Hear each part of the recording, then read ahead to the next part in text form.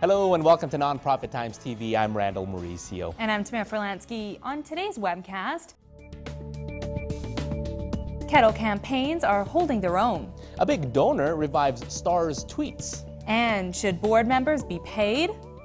The Salvation Army's iconic red kettles have long been a bellwether of holiday giving, and right now the organization's holiday push is flat compared to last year. And just like brick and mortar retailers where sales are moving online, according to Major George Hood, online donations to the Salvation Army are up 35%. But even with the large spike, overall giving is about the same as last year so far. In 2009, the Salvation Army raised between $3 and $4 million online during the holidays. Major Hood says the larger issue is a significant increase in assistance applications.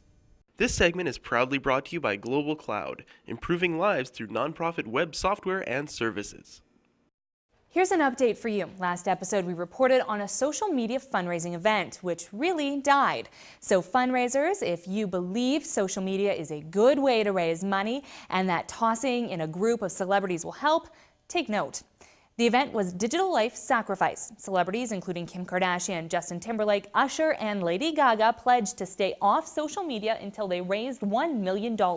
6 days later, with only about $450,000 pledged, billionaire Stuart Rahr, a pharmaceutical executive, stepped in.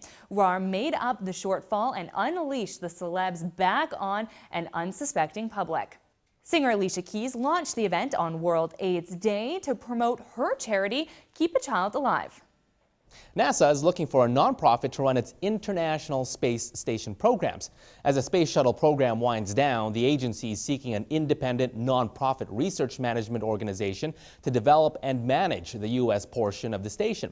It was designated a national laboratory in 2005. The NASA Authorization Act of 2010, in addition to extending station operations until at least 2020, also directed NASA to establish this organization to manage station research by other U.S. government agencies, academic institutions, and private firms. The NASA Authorization Act for 2010 established eligibility criteria regarding the selected recipient of this planned cooperative agreement.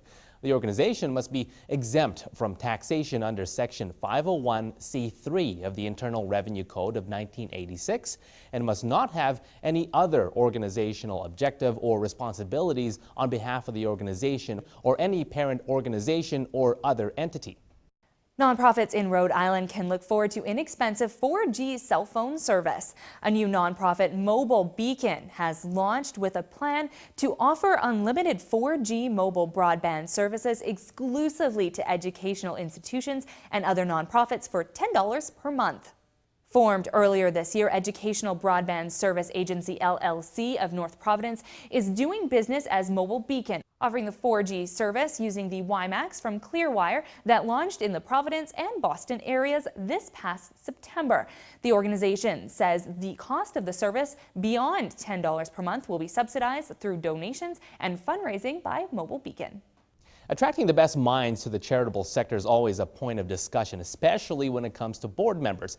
Getting the right mix of leadership is always an issue, especially in challenging times. We caught up with Dennis C. Miller, president of Dennis C. Miller Associates in Morristown, New Jersey, and author of the new book, The Nonprofit Board Therapist, to get his view on pay for board members, the operational role boards should play, and members' adversity to risk. Hi, Dennis. Hi, Randall. Should board members get paid? We mean a real fee instead of simply covering expenses. And would this be a path to top talent or simply put money in the pockets of current board members? I don't feel compensating board members brings real value to the organization. I think most people serve on boards because of their purposeful missions, and I think it might take away from that. I think boards should really focus more on actively participating in the fundraising initiatives to ensure the resources are available to pursue their vision and their goals. You argue in your most recent book, The Nonprofit Board Therapist, that despite great efforts, far too many nonprofits have failed to achieve their goals or even operate at full potential. Are boards entirely to blame for this? No one's ever entirely to blame. I think it's a combination of both the board and CEO. When an organization consistently doesn't perform and reach its goals or reach its full potential, the board and the CEO's performance should be assessed, identify the strengths, and look for areas for improvement. As nonprofits embrace technology, there are concerns expressed that boards are often risk-adverse and not willing to take chances on new channels for building their organizations. Does this require a new type of board member? And if so, how does a CEO or board reinvent themselves? Yes, I think it does take a new type of board member. The old adage of having a board member take on a fiduciary role, which is still very important, but not always very meaningful to the board member, and certainly taking on the strategic role, a more business-like role, is also important. The new responsibility of a CEO is to make sure that each of the board members' potential is fully reached by engaging them in a discussion all the time, seeking their ideas and asking their questions. The ideal situation is for a CEO and the board member to be on a partnership level as a leader. And when you're fully engaged as a partnership and a leader, you generally have a better chance of reaching your full potential and achieving your goals. To watch our full feature story, click on the banner below this video player. Thanks for joining us today. Remember, you can share NPT TV with colleagues by clicking on the share options on this page. And this is our last episode of 2010, so happy holidays, and we'll see you back here in January. All right, until then, take care.